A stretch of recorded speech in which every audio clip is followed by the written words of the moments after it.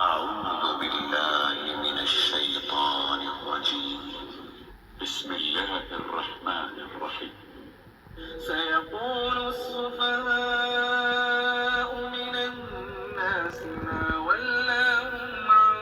قبلتهم التي كانوا عليها قل لله المشرق والمغرب يهدي من يشاء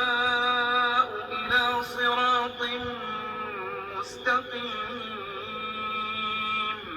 وكذلك جعلناكم أمة وسطا لتكونوا شهداء على الناس ويكون الرسول عليكم شهيدا وما جعلنا القبلة التي كنت عليها إلا لنعلم من يتبع الرسول ممن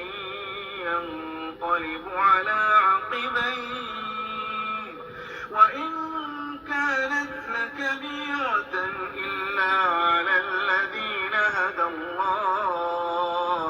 وما كان الله ليضيع إيمانكم إن الله بالناس لرءوف رحيم قد نرى تقلب وجهك في السماء فلنولينك قبلة ترضاها فول وجهك شطر المسجد الحرام وحيث ما كنتم فولوا وجوهكم شطره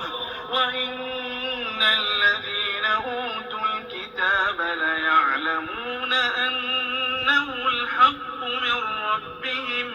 وما الله بغافل